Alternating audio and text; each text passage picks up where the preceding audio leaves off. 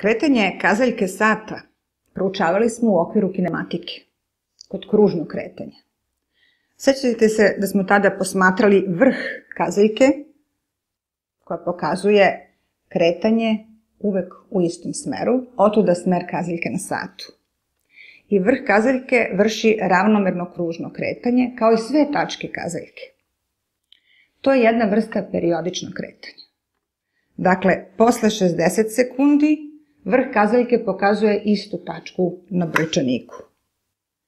To vreme posle koga se vraća vrh kazaljke na mesto dakle pošao i ponavlja na isti način kretanje, zovemo period.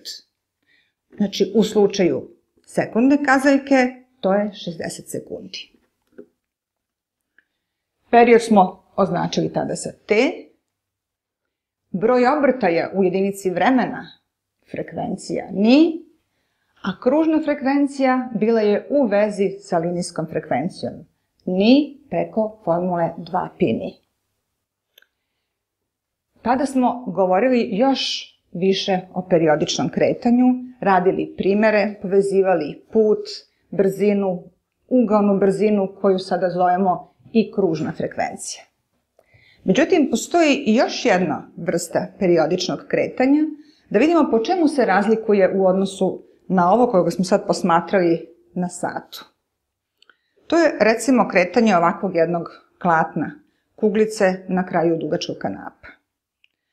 Ako izvedemo iz ravnotežnog položaja, pogledajte, kuglica vrši kretanje koje se ponavlja.